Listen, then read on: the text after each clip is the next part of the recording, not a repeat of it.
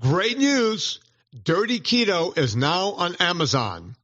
If you're living in the U.S., go straight to Amazon and get Dirty Keto. Watch it, rate it, and review it. If you're outside of the U.S., meaning Western Europe or Canada or Mexico, it's not there yet. Don't ask me why. Listen, those people made me put a PG-13 rating on it when there was nothing in it that would have caused that. But let's get ahead of this thing. Let's watch it, rate it, and review it. Go get Dirty Keto right now, and on with the show. Thanks for listening to Vinnie Tortorich on NSNG Lifestyle Audio. Welcome to Fitness Confidential One-on-One. Vinnie Tortorich, founder of NSNG, goes long form with top luminaries in the field of health and fitness.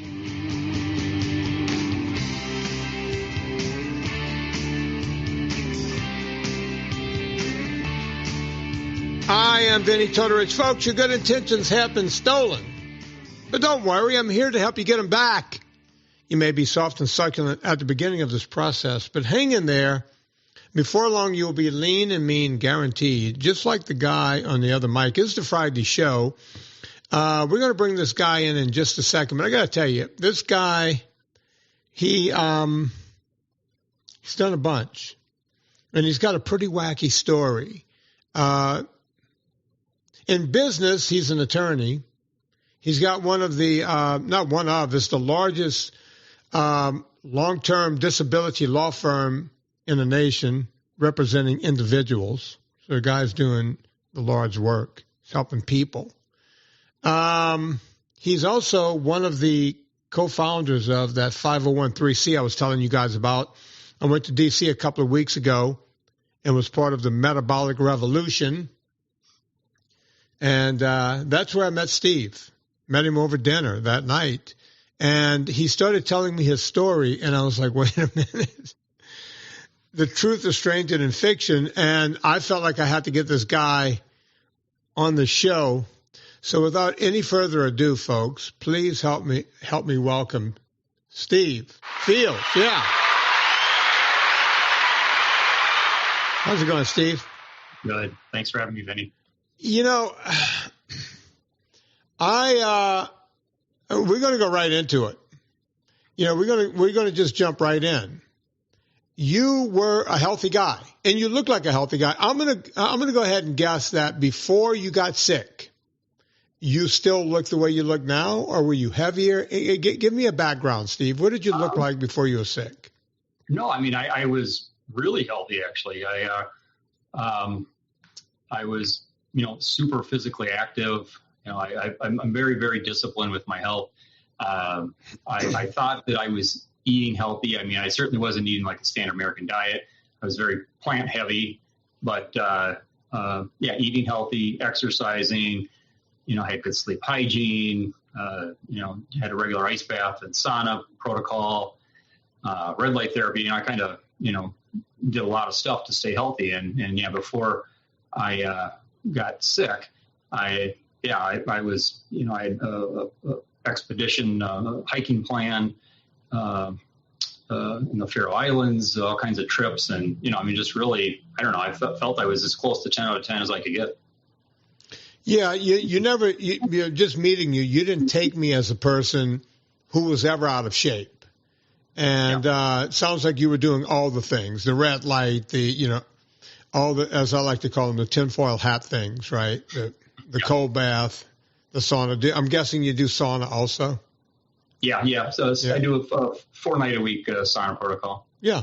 So, protocol. You see, he goes all in with the lingo. That's what I love about Steve. He doesn't sit around and mess around. But yeah, you were doing all the things. And just like me, full disclosure, I went in and got the Shingrix shot. Now, I will say this about the Shingrix shot. Am I hearing music in the background? Yeah.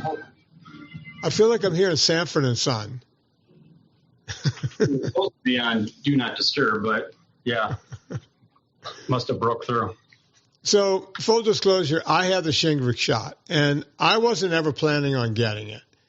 But then I had a friend who got shingles, and he got it bad. And it wasn't that it wasn't so much, all right, he got it bad, he's going to get over it. He had it a year ago, more than a year ago, and he still has what's called post-herpetic neuralgia. The face pain, all of it, still there. And this guy this is a tough dude. This guy doesn't complain about anything. He's been on medication dealing with that for well over a year. So when I went to my doctor and I said, hey, listen, the Shingrix shot, I was never going to get it. But now watching a guy who's literally in pain, he could go on disability if he wanted to, but he chose not to. Nope. Right? I got to get this shot right now. So I had the first round of Shingrix. Everyone said, oh, you're going to get a little sick. My wife had it like the year before. She was going to get a little sick. And I didn't get sick at all. I felt it where it was shot in my shoulder the next day. It felt like someone gave me a frog, just hit me really hard in the arm. No big deal. And then a couple of months later, I realized I had to go back on chemotherapy. So I haven't had my second Shingrix shot yet. All right. That's my story with Shingrix. I'm waiting to be cleared of all my blood work before I get the second round.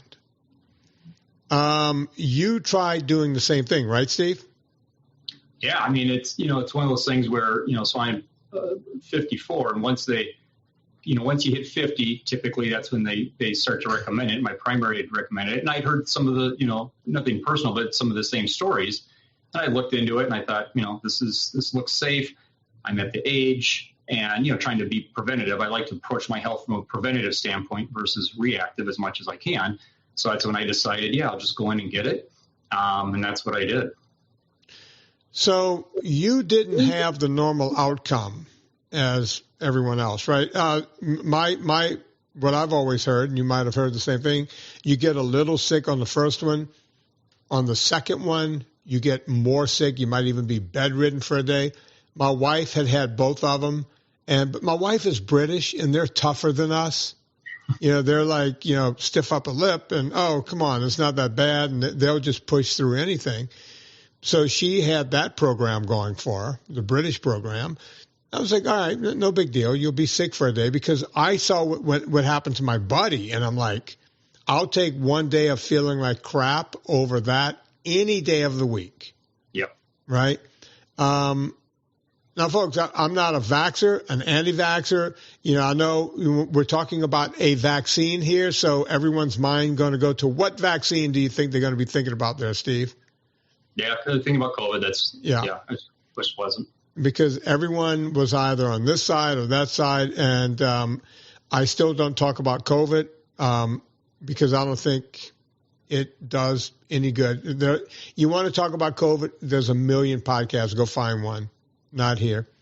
So we're not talking about vaxxing or anti-vaxxing. We're just talking about what happened to Steve Fields. Steve, you took the first shot. Yeah. I just had. I never had the second, but I got the first shot, and it was in the 10 o'clock in the morning on a Sunday, and then I started having some issues later in the day, or in the evening actually, and not really just site pain, but just kind of feeling lousy. But I thought, that can be a normal thing with the vaccine, as your body's kind of getting ramped up. And then over the course of the next 8 days, I continued to get worse and worse, and just felt sicker and sicker. And, maybe I should have gone to the doctor earlier, but I always I'm kind of an optimist. I'm like, okay, well, tomorrow's going to be better. But eventually, I think it was like day 8, I was in such rough shape that a nurse actually came to me, a couple nurses, and did some blood work and all kinds of stuff. And they said, you need to get to the ER. And so I was hospitalized at that point. And basically I had systemic inflammation that affected my lungs, heart, kidney, liver, and gallbladder. So I had pulmonary embolisms, my troponin levels shot up in my heart. I didn't have a heart attack, but I had developed a heart arrhythmia. Kidney function went down. My liver enzymes went through the roof, and then my gallbladder was enlarged and thickened and all that kind of stuff. So then I was in the hospital, hooked up to all kinds of stuff, just in pretty rough shape. But it was just kind of amazing that I wasn't expecting. I was expecting maybe I felt a little off after it, but not that I would have such a systemic reaction to it. Obviously not a common reaction. I mean, personally, I've never heard of anyone having that reaction. You being an attorney and having access to figuring out anything, did you ever look into it? I'm not talking about from, hey, I'm going to go sue whoever made this thing, but did you ever look into it and try to figure out how often something like this might happen from the Shingrix shot? I did, and that information's it's a little tricky to kind of find out good stuff. And I didn't really find a lot, but I mean, one of the maybe frustrating things, even though I got good care and I was in the hospital, but one of the frustrating things in terms of looking at myself as kind of an informed consumer is even with what happened to me, what happened to me was never reported. I'm not making judgment on that one way or the other, but I think that maybe it is a little bit more difficult to find out, are there other people like me that had something similar? I don't know. I don't think the reporting is great, for these kind of reactions. So there's really no way to find out. So what happens, you're in the hospital, you have these, not embolisms, but pulmonary, basically fluid and embolisms, it sounds like, right? Yeah, clots in my lungs, yeah. Yeah. How long are you there? Do you start to heal? What's going on? What are you have to be scared shitless. What are the doctors saying?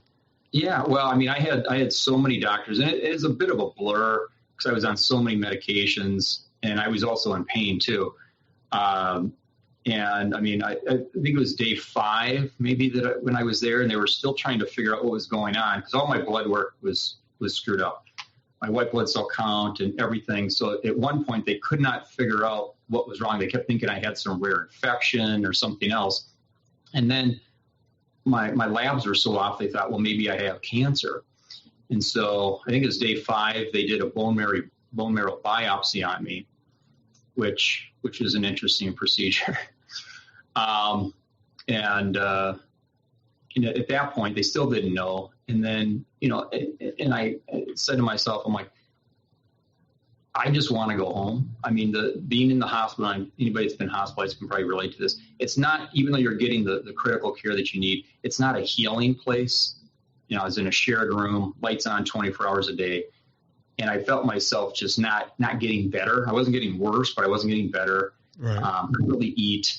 And so I told them, I said, I'm going to go. So I ordered home oxygen for myself because I was still on oxygen at that point, and said, I'm out of here, and checked myself out and went home. As best thing I did, at least at that time, because I was stable.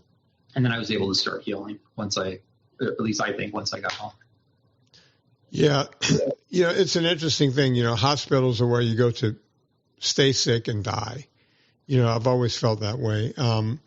So you check yourself out. You have oxygen. Do you have a nurse? Do you have any of that?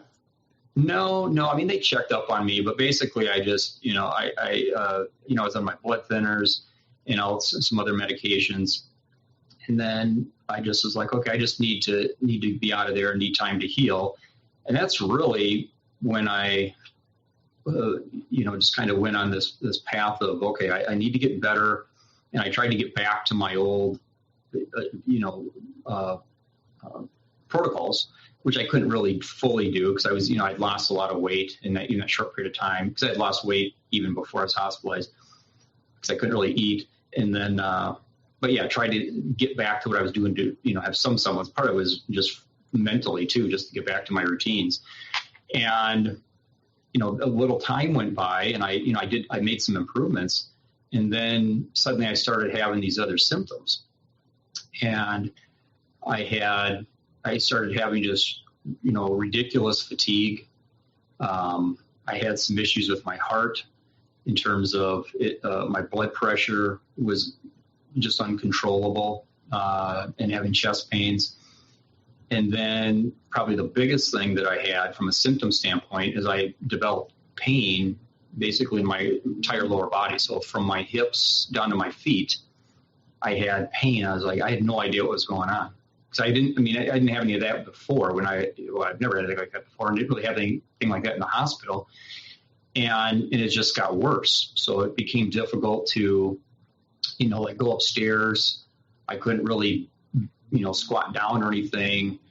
And I was like, there's something else going on here. So I got into the doctor, and then, kind of bounced around a little bit. And I got into an autoimmune doctor, and I went through, all the panels that they do, antibody panels. And that's when I, started showing up positive for, double-strand DNA, single-strand DNA, histone antibodies, all the stuff that, kind of together showed systemic lupus. And originally I was hoping that maybe I just had drug-induced lupus, thinking that, okay, well, that's just a temporary thing. But unfortunately it showed up as systemic lupus, which then explained my symptoms. And I had all kinds of imaging. I had imaging of my legs. It showed bilateral inflammation, which explained why I was in such pain. And it's kind of that vicious cycle. When you have that level of pain that's 24/7, then you can't sleep. So, and then that just makes everything worse. Right. So that was, just a few months after.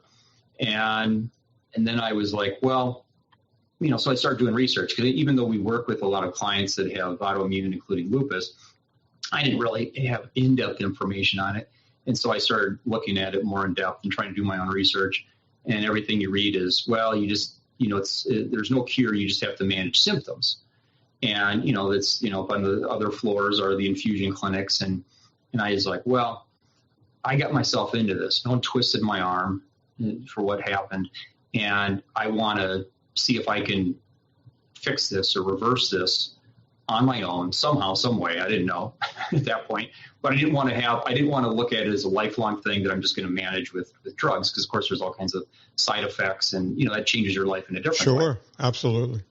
So that really kind of started my path of, and it continues today, of kind of learning, what I could do. And I tried all kinds of different things outside of nutrition early on. I tried something called helminth therapy, which is ingesting Trichuris sui parasites, which there's some good research, I think, out of the University of Iowa showing that, helping balancing your T cells. I tried some other medications just on a short term to see if I could rebalance things. And nothing really did much. And so I continued on my journey, and it's like, okay, well, let me just see what else is out there. And that's when I started to get connected with, people like yourself and other people in the health and nutrition space. And I really kind of just became a student, and I realized I didn't know as much about nutrition as I thought I did. I thought I was eating healthy and really kind of just nailing things from that perspective.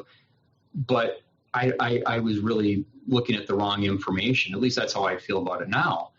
And, I started reading more books and getting basically just kind of being a sponge.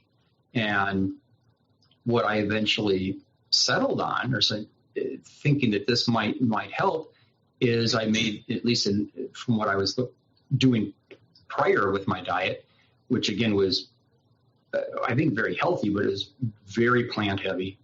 I was a vegan for a while, and I kind of didn't completely shake the thing of that plants are going to heal everything. And so I still was very, very plant heavy. I went and did just like one day I pulled a lever, and I went to an animal-based diet, and I just went in all in on it. Well, Steve, let me ask a question right there, because if I'm thinking it, the audience is obviously thinking it.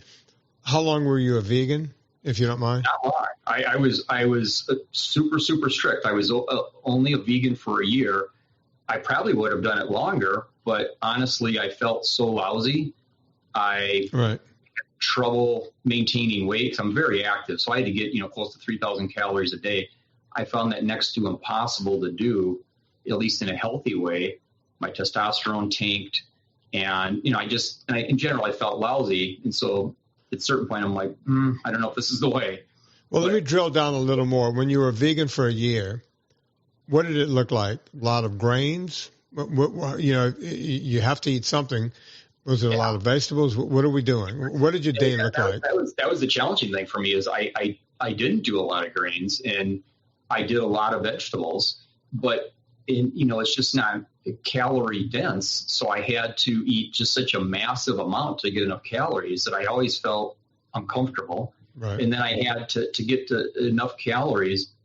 I had to add lots of things. I don't know if I think other vegans maybe do this and are very active, like a lot of higher calorie oils, nut butters. I mean, in a huge scale, I was eating 3 shakes a day. I mean, just the supplementation, everything I had to do. I guess in retrospect now I look at it as like, that's just not a natural way to eat, but that's what I had to do to be super, super strict. Right. And just felt uncomfortable and just not great. So when you weren't a vegan, but you were still high, you said a lot of vegetables. What did that look like outside of the vegan diet? What did your day look like? Yeah. Did you have any meat at all, or? I ate meat, but it was, when I think of a plate, my plate, the large part of my plate was still different vegetables, and I'd have a little meat. I'd start every day with a big salad. I had spinach and other things in a smoothie 3 times a day. So, I mean, I was, still heavily in the camp of, I need to get as many plants in me, as much fiber and all that kind of stuff to be healthy. And I certainly felt better than when I was just a really strict vegan for a year. But I, again, this is all in retrospect. I was still off in my diet, even though I thought I was being super, super healthy, at least how I look at nutrition now. Right. Well, look, everybody that I know, there's 3 types of vegans. There are 12 and 13-year-old girls who are trying to be special and different. I'm not being funny here. That's just a fact. There are people who want to get healthy, and vegan, the word vegan vegetable sounds healthy, right? Yeah. That's most people jump in on that.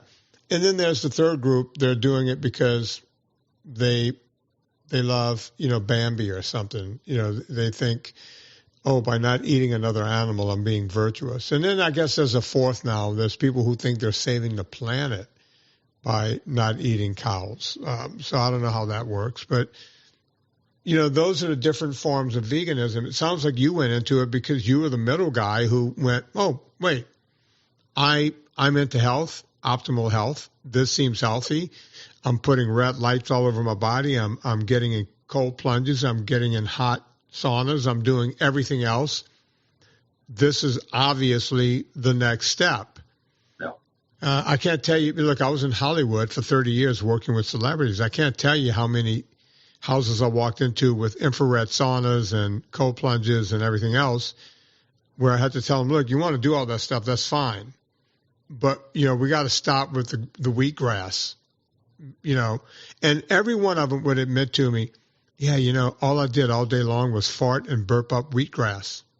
Yep. So whenever your system is trying to get rid of what you ate by burping and farting all day long, I hate to be crude, but it's not right. Yeah. Right? Your body is trying to tell you something, right? When you drink alcohol, you feel woozy. That's your body telling you, please stop taking this because I really want to throw it up. You put a poison in me. You put just enough poison to get woozy, not enough to throw up. But if you keep putting this poison, you will throw up. Veganism is not far from that. And by the way, folks, I have nothing against plants. I eat cruciferous vegetables almost daily. Not a whole lot. It's just a small amount. I call it meat jewelry, but I have a small amount. It doesn't seem to hurt. And I do eat nuts, high-fat nuts and that kind of thing. But you were all in. So what makes you jump ship right in the middle of being sick and going, hey, I need to eat more meat? I mean, really, it's learning about a few different things. One is, I think the nutrition that meat and animal products can provide or do provide, really changing how I look at fats, at least healthy fats. And then, some of it is like what, I look at it, my change is like a combination of what I'm eating and also what I'm not eating. So no industrial seed oils. And then really just looking at it, and I don't know, I guess, I don't know why exactly going to an animal-based diet put my autoimmune in remission or reversed it. I'm not smart enough to know exactly why, but I think that, in my opinion, I switched to a much more natural diet in what my body needed. And, that's what kind of helped, get rid of the inflammation and reverse all my symptoms. And I was also I got deep into, the differences in our food supplies. So I became very cognizant of, well, how, what, not only animal-based products, but like what animal-based products, where am I getting them from? The sourcing of them. So, that was kind of a journey and, an awakening too.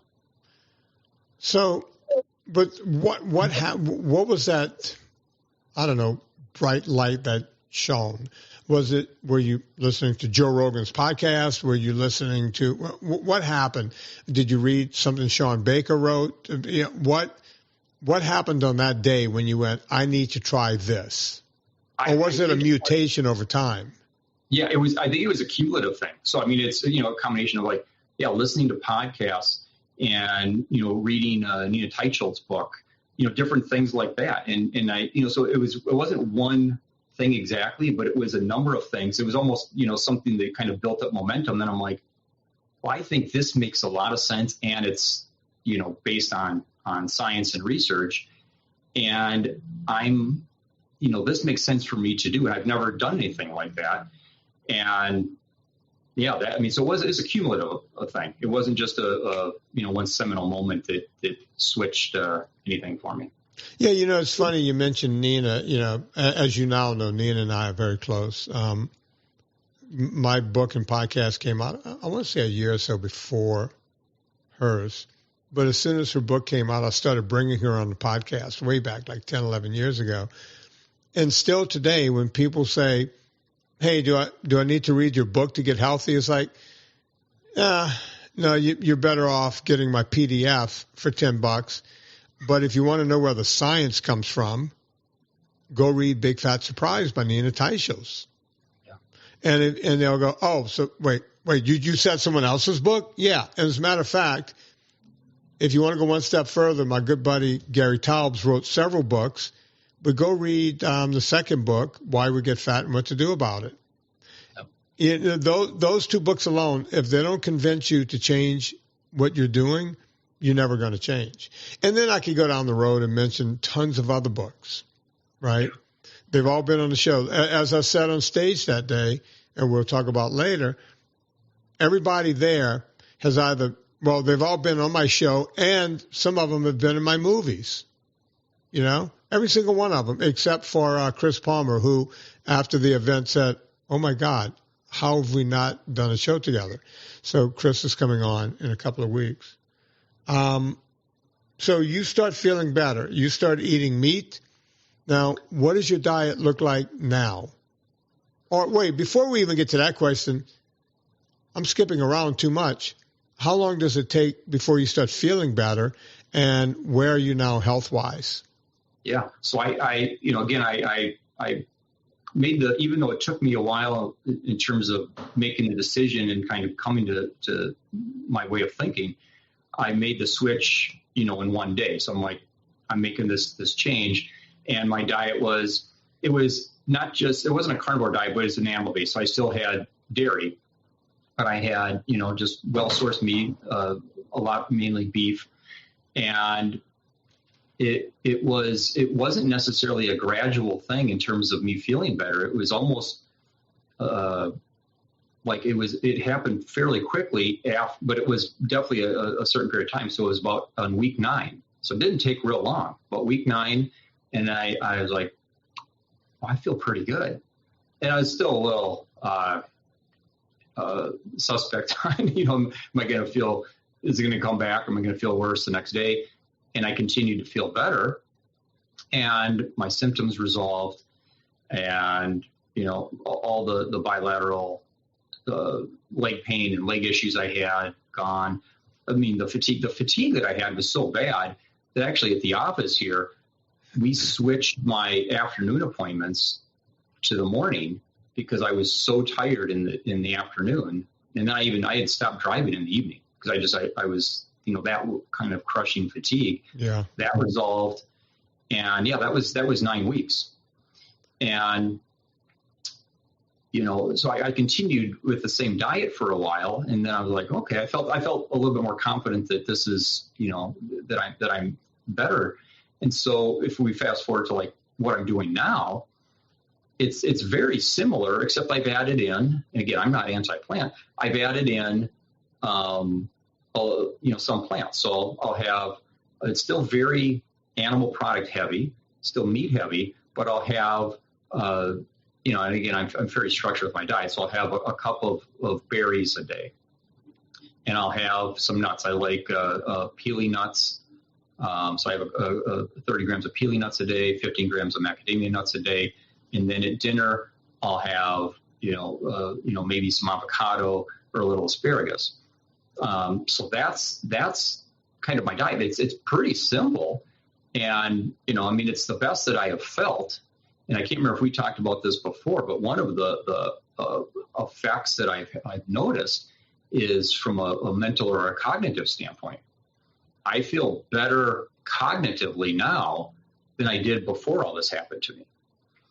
So that was, and I've mentioned this to some other people that have had some kind of transformative health thing, and they've almost universally mentioned the same thing, that's been a big change, and I've definitely noticed that. That's been pretty beyond just the removal of all the symptoms and the physical pain and things like that.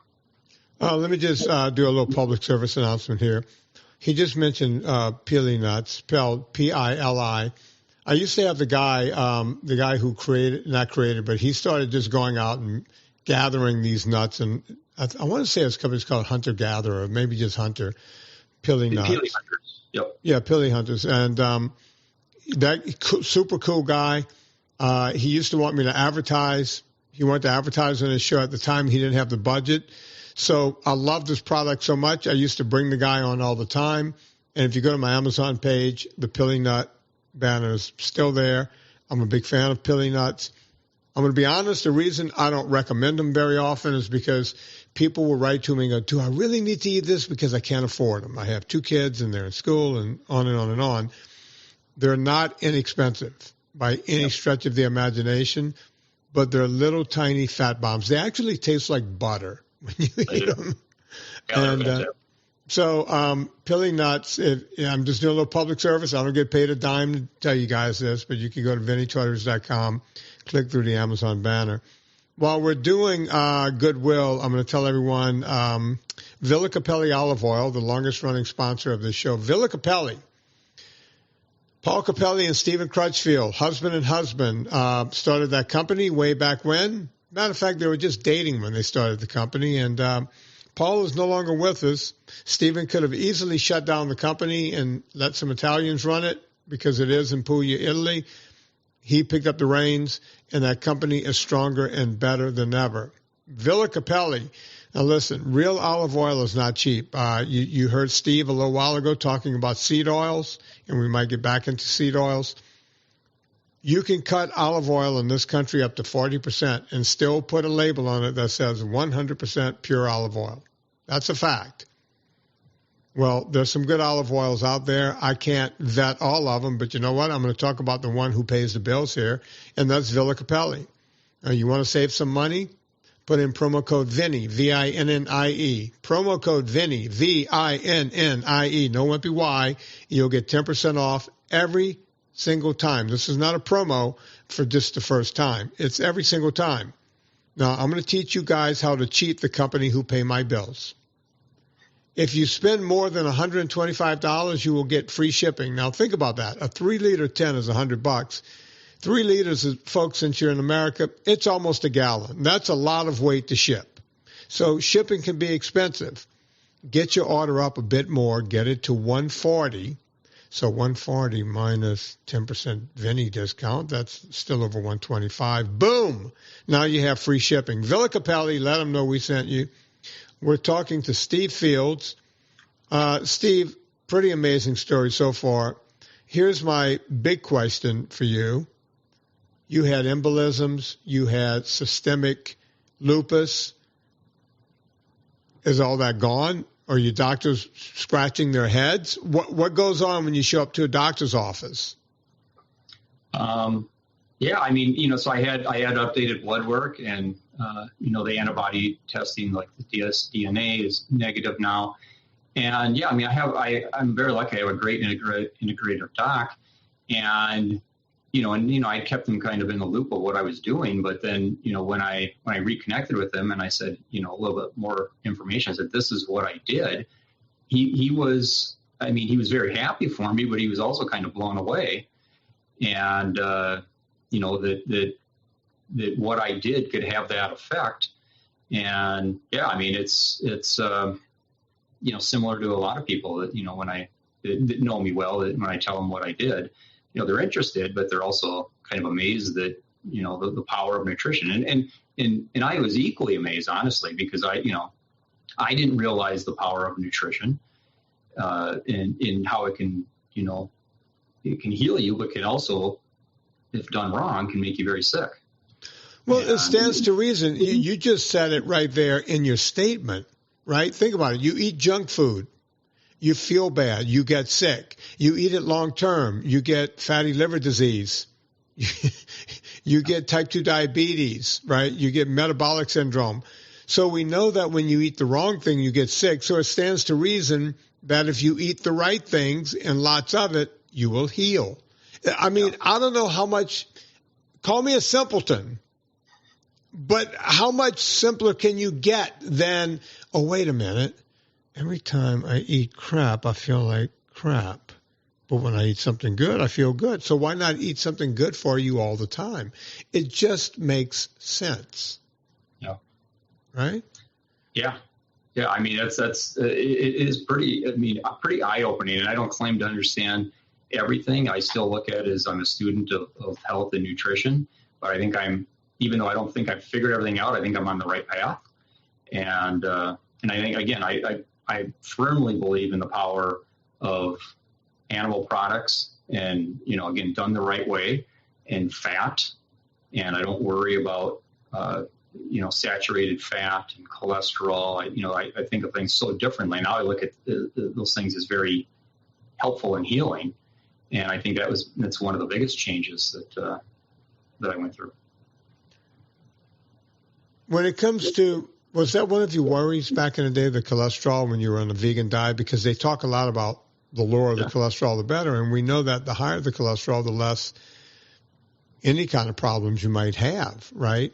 For all-cause mortality. So it's literally bizarro world when you think about it, right? Mm-hmm. It's the opposite of what you would think. No, I have you for a few more minutes. I was part of a rally that you somehow got injected into. A lot of fun people. It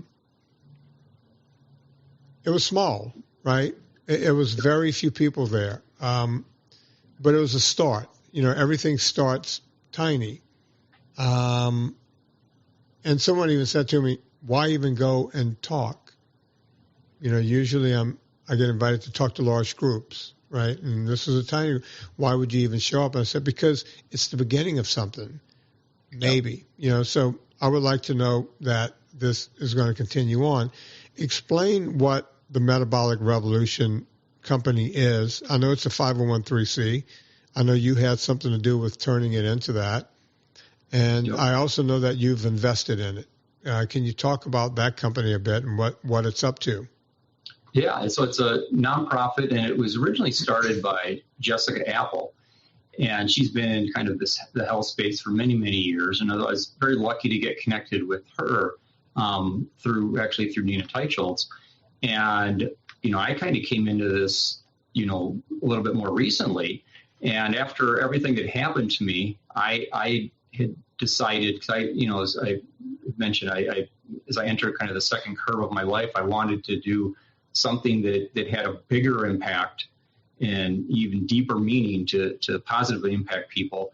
And so after what I went through on a personal level, it's kind of that aha moment of, well, is there anything more impactful and powerful than improving people's health through nutrition? I mean, you probably agree to a certain degree with that. And so when it's kind of the stars all lined up when I got connected with Jessica Apple, and she said, hey, I've got this project and this rally, and here's what I want to do, and here's the changes that I think can be made. I was like, I'm all in. And as long as you are wanting to think big, because that's how I want to, because it's such a big problem. The chronic health crisis we have in this country is so huge. I think a solution has to be equally large. And so if you're willing to think big, which she of course was, I said I would love to be a part of that. And so we worked together and we formed a 501c3 nonprofit, which just Metabolic Revolution. So we had just a good corporate structure.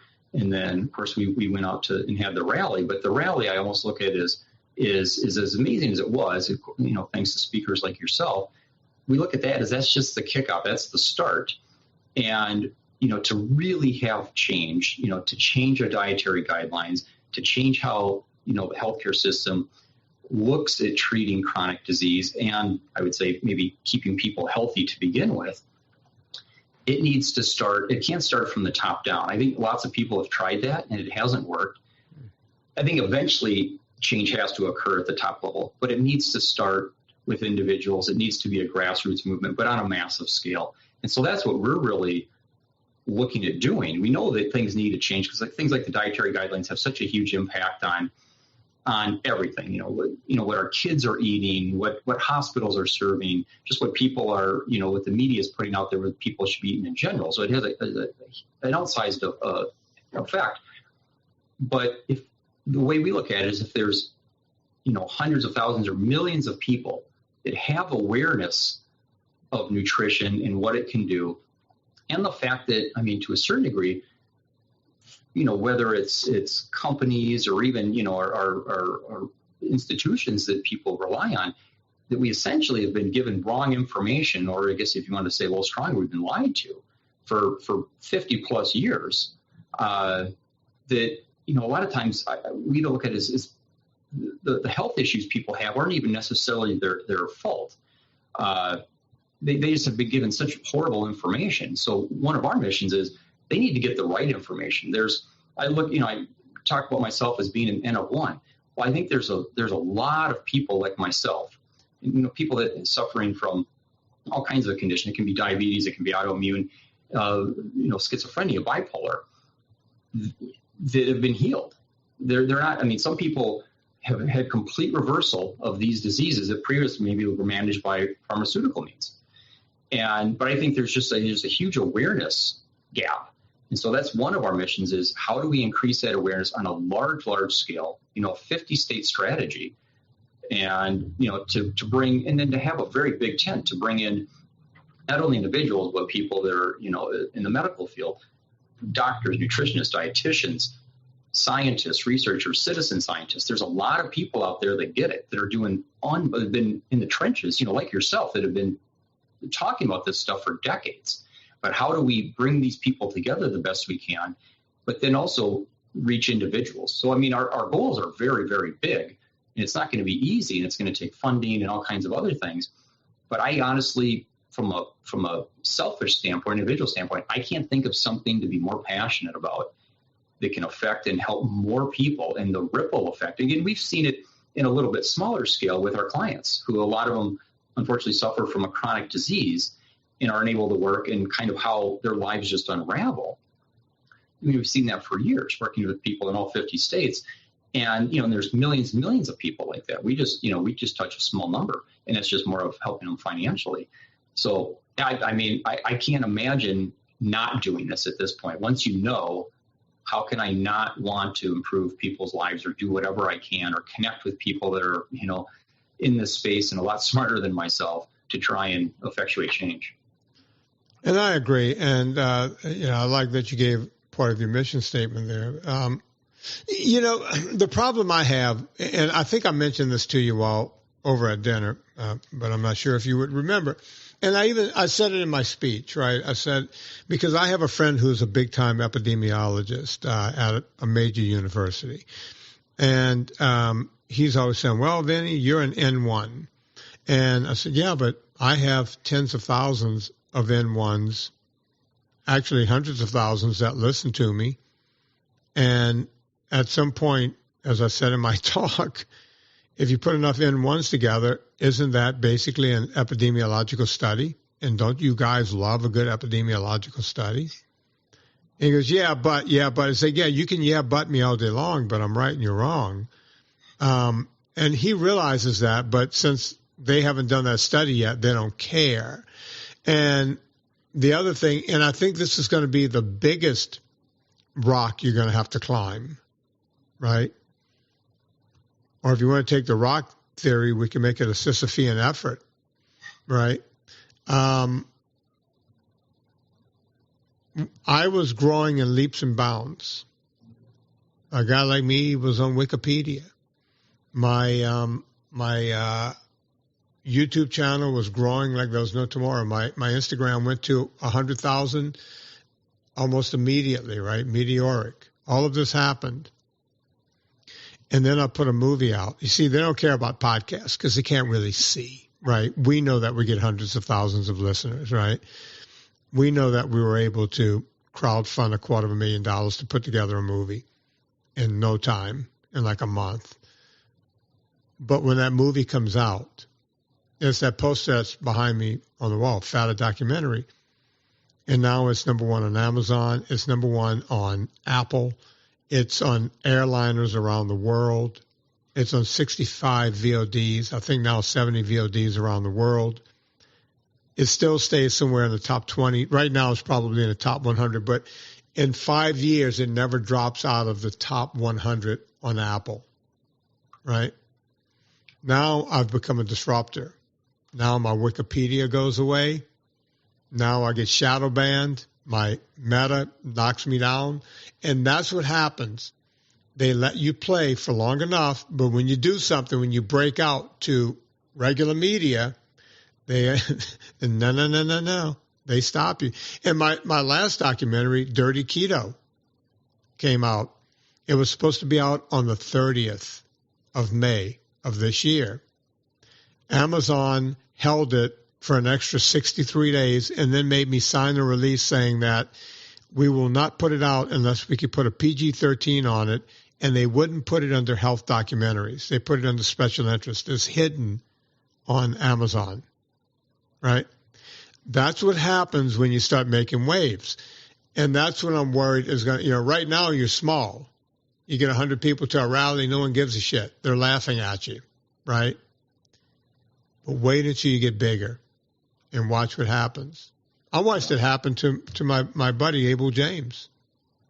He called himself Fat Burning Man on the internet. You're on the internet, you're doing great things, you're doing all this stuff, no problem. But he was on a network TV show where they pitted trainers and health enthusiasts. They had a vegan, and they had a this and a that, and they all had to come together with a diet, right? And they were going to see whose diet did the best. Well, Abel James's guy did the best. Whoever he worked on, the meat eater guy did the best. Guess what? Shadow banned across the internet. Boom. Done. And that's a problem you have. Whenever you get too big, they knock you down. They keep you right at a level. And when I say that to people, it makes me sound like I need a tinfoil hat, right? It makes me sound like a flat earther. I'm none of those things. I refuse to even really talk about vaccines at the beginning of the show. I don't do any of it. But when you get just big enough, then Wikipedia knocked right off. How does that happen? Right? Yeah. But it happens. and that's my worry here, right? How do we get past that this time? Yeah, no, I mean, it's and we kind of talked about that a little bit at dinner. It is a concern, and that's why I think one of the, we don't have all the answers yet, but I think one of the strategies is really connecting with people around the country. And I'm not saying that's going to, cure all the problems, but really looking at it is how localized can we have this throughout the country too? And I think, it's a tall order, but I think that having a groundswell of awareness in people that are fed up with the current system, and hopefully then it's millions of people that can provide that upward pressure. And that's the only way I see that. Well, you're right. It's the only way it's going to happen, because right now you're combating big food, big pharma, right? And if every state in the union, if people go to their senators and representatives and go, hey, we want to see a change, and they go, who are you? I'm the guy that wants to do the good thing. And it's like, wait a minute. Unilever is paying my bills. Nabisco is paying my bills. Purina is paying my bills. What you got? You got something you're going to pay my bills? The answer is no. And when the answer is no, the answer is, how do we get there? And that's the problem that plagues my mind every day, right? Yeah. I just put it in simple form for the audience, but that's the way it happens. Yeah. Right? I always use the NRA as my example. Right? People go, well, wait, how do you use the NRA to explain what's going on with health? Think of the NRA.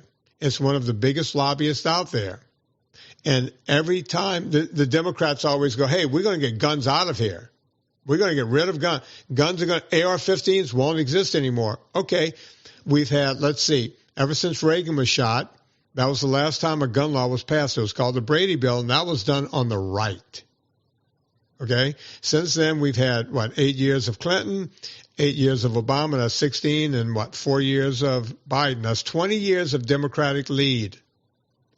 Not one gun bill has been passed. Why not?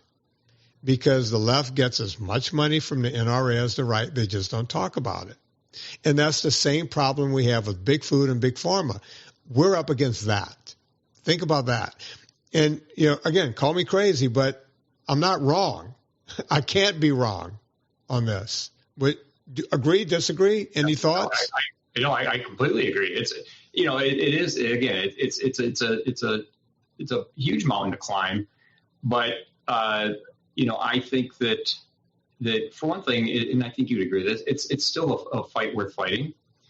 And, we don't exactly, have the game plan figured out to make this happen.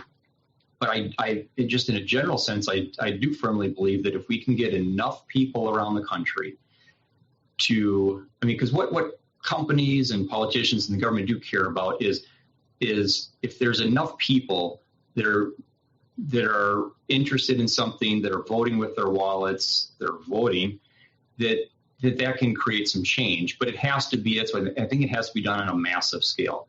I'm not saying that we can do it. I think we can. It's not going to happen overnight. I think you have to look at it as the long game, and I know you've been in the game for a long time. But, the fact of the matter is, and you believe this, Vinny, that nutrition does matter. Right nutrition matters, and it can heal. So it's not, I think we've been sold snake oil for so many years, and we're on the right side of this. And there's people, you mentioned like Dr. Palmer, who are doing just amazing work for people, transforming lives. It's real. There may not be, the kind of studies that everyone would like to see, even though a lot of the nutritional epidemiology studies, have a lot of problems, that we have maybe, like you said, tens of thousands or hundreds of thousands of people that have made these changes. And that is a thing. And we just need more of these voices. And I think that can be a catalyst for change. It's going to take time, but I think that change is possible. It's just, so one of my angles is I'm an outsider. I'm not a scientist. I'm not a doctor. I'm not a researcher. That maybe people like myself can help bring a little bit different view. I look at it from a marketing standpoint. One of my main duties is marketing at the firm, and I look at this as part of it is it's a marketing issue. Yeah. And maybe that's wrong, but no, you're not wrong at all. You're not wrong at all. But how do we get the marketing out there? Like I said, whenever you become me or Nina and you make some waves, we become kooks. Yeah. Right. Yeah. My friend Zoe Harcombe is now considered, a kook. We're all, they put us in the same category as flat earthers. I'm not trying to be funny by saying that, but think about how crazy you think a flat earther. I'm hoping you're not a flat earther, Steve. No. Okay. But think about when you hear that, it's like, how can these people possibly think that? That's what they think of us. When you say, hey, I healed myself, what did you do? I ate some meat. You see how crazy that sounds to the average person who thinks that the most important meal of the day is breakfast and you have to have a cereal made of grains with 8 essential vitamins and iron in it, right? Yeah. We become the crazy ones. I just wrote a tweet. Someone goes, I'm eating the way you're telling me to eat, but there's no fiber. How am I supposed to get fiber? It's like, oh, wait, you mean that stuff that causes problems in your digestive tract, that fiber? And I'm guessing someone told you it was heart healthy, which was made up out of whole cloth. There is no truth to fiber being good for your heart. As a matter of fact, it causes more inflammation. I can make the exact opposite argument about fiber. I could go on and on about this stuff. And, oh, wait, you think you needed to push poop through your intestines?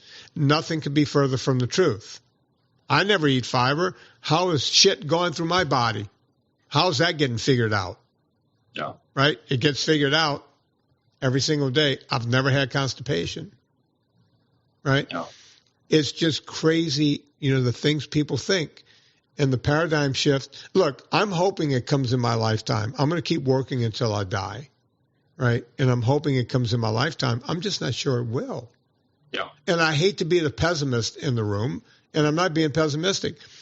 And, it was asked at the dinner the other night, and I always stay out of politics on this podcast, but it was asked at dinner the other night, and I said, look, someone said, is there anyone in the government right now that can affect change? And I said, well, it's not going to be popular around this table, as I'm looking at my friend Georgia Eads and her wife and all these people. I said, but there's one guy there who's talking the right game, and that's RFK, right? Yeah. There's one guy out there, and people, RFK. And when you even say RFK, that becomes people just go nuts. It's like half the people love him.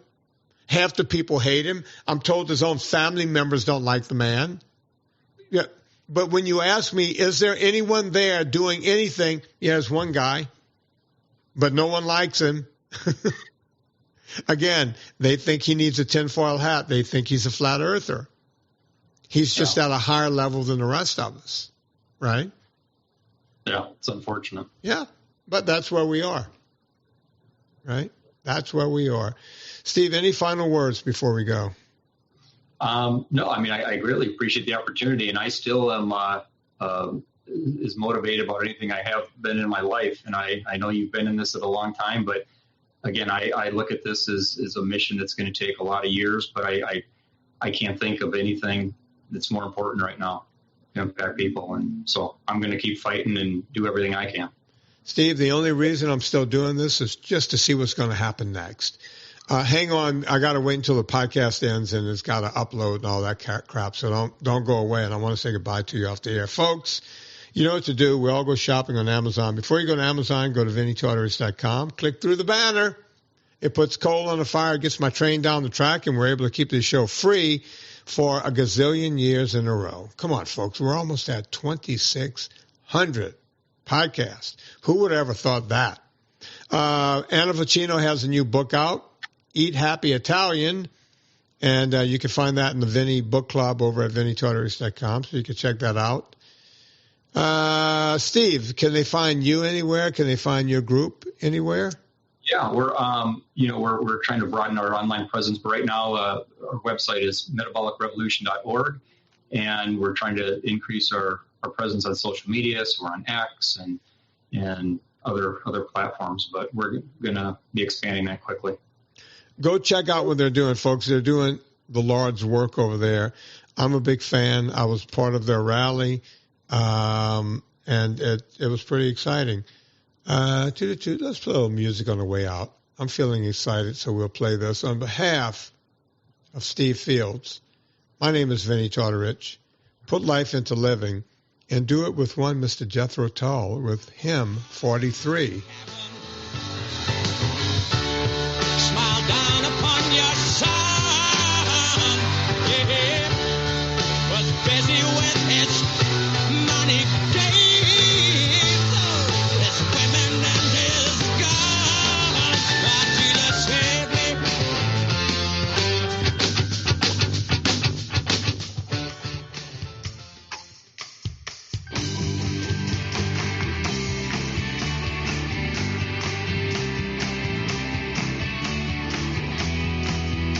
Thank you for listening to Fitness Confidential.